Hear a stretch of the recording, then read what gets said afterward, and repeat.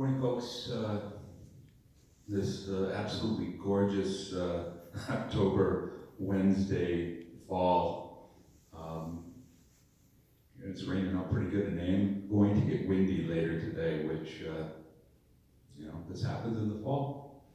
I'm going to talk about several things that have been recurring themes lately, and it's the antigen testing and dining and fitness inside, because these are important changes that are happening, so I want to make sure that we're reiterating the policies, the procedures, answering questions, and moving forward as positively as we can, So, first and foremost, a letter went out to explain this process to all the residents and family members, etc., Monday. So I want to go over that letter again, just to reiterate some of the things that the letter addresses and continue to answer questions for folks.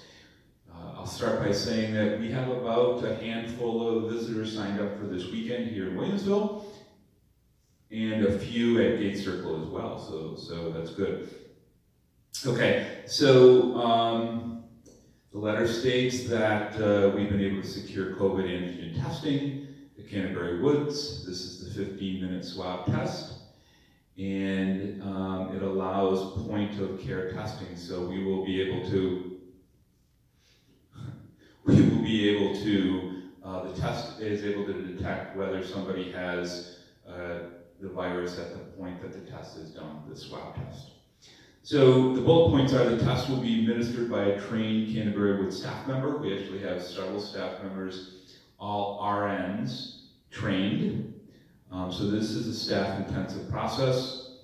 They are going to be available here in Williamsville starting this week from 3 to 5 on Thursdays and 1 to 3 on Fridays.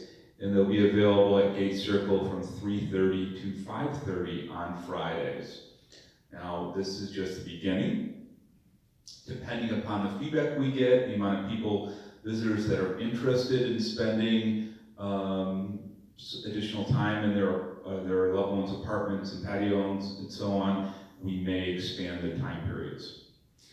Please call 929-5800 for an appointment in Williamsville and 929-5600 for Gate Circle. You will be assigned an appointment time. We'll do our best to accommodate your travel schedule, etc. And we can accommodate about 20 tests an hour. There is a $50 charge per test, and the cost will be billed to the resident's account. And again, the charges, the number is pretty basic. It costs us, Canterbury Woods. We had to buy the tests. They cost us about $40 each of these tests. We've ordered 1,000, so you can certainly do the math. We've already spent $40,000 on antigen tests. And so that's why there's a cost, and coupled with that, obviously the cost of administering the test, the RN's time. So it's a pretty basic number. There'll be a maximum of 2 visitors per apartment. Once a visitor tests negative, they'll be able to visit for 48 hours consecutive from that point. So if you come in on Friday to Gate Circle at 4 o'clock, if you test negative, what's going to happen is the nurse, you will register there through our AccuShield system. You will get a name tag. That will be your 48-hour pass. You will keep that name tag, affix it to something like your phone that you're not going to lose. The nurse that tests you, whether it's here in Williamsville or at Gate Circle, will write on that name tag that day their name. They'll sign it. And they will put the date and time that your 48 hours expires. That will also be given to the front desk. So for visitors within that 48-hour period, they can come and go within the community. They will still have to register every time they come and go at the front desk. They'll still have to go through the AccuShield system, still have to get their temperature taken, but they'll also present that pass, and that signifies that they're a visitor that's been screened through the antigen process. Should visitors leave or re-enter the community during this 48-hour period, they must present the name tag. This is on the letter. They will not be allowed re-entry into our communities without this dated and signed name tag. So please, please, please, for our visitors, you have to keep that. Visitors must be retested if they would like to stay longer than 48 hours. The challenge that we're going to have right now is we're not doing any testing on Saturdays, Sundays, and Mondays, just simply because it's so staff intensive and we only have limited machines and so on. So right now it's really going to be 48 hours. If you want to stay longer than that, we will try to find a way for you to get tested sometime during the week, but there may be a gap between 48-hour testing time periods. And we'll try to work on that, but again, staff intensive, only a certain amount of people are trained at this point, and we only have a certain amount of machines to use. So bear with us as we work through this process. Visitors will only be allowed to the residence apartment or patio home that they are designated to visit. They will not be allowed in other residence living spaces or any of the community common areas. This point, appointments for tests will be taking 2 weeks in advance. Visitors from states on the New York State quarantine list must quarantine before we will administer a test. So if you have visitors coming in from Florida, Florida is still on the list designated from New York State that if they come into New York State, they have to quarantine for 2 weeks. Our antigen testing process, allowing visitors in, does not supersede New York State regulations for obvious reasons. So if you have visitors coming in from a state that's on the, I'll call it the New York State naughty list, like Florida, they still have to quarantine for 2 weeks, and then we will test them to allow them to come in the building. We have no choice with that. That's the way the system's set up. So hopefully you're understanding that process. And then of course, if a visitor comes in to visit, and through the antigen testing process, they test positive at that point, then clearly they've got to leave immediately, etc. The letter's out there. It's pretty self-explanatory. I know there's going to be questions. You absolutely, positively can email me directly with any questions. It's rwallace@echa.org. I apologize in advance. I do get several emails usually after I throw my email address out there, which is great. That's why I do it. Sometimes my answers are short, and it's only because I have to answer a lot of emails during the day, and I'm trying to get to everything that is sent to me. Moving forward, so the tents are officially closed. I think that I can echo, hopefully most of the residents and staff, that they certainly served us well. We've had them up since the middle of June. We've been able to, do the dining experience and fitness and cultural arts and resident meetings and all that other stuff. So they've certainly served us well. But I can honestly say I hope that we never have to put them up again. So let's all hope for that. Maybe special occasions and stuff, now that we've done it a couple times, but let's hope that that's not the norm. The tents will be dismantled over the next several days. Obviously it's pouring out today, so they won't be taking them down, but the tent companies, you'll see them gradually go down over the next few days. Which brings us to indoor dining and other things. So you heard from me today that indoor dining will officially start on Monday in Williamsville and at Gate Circle. So you can start making your reservations today. Obviously you're doing that within your pods.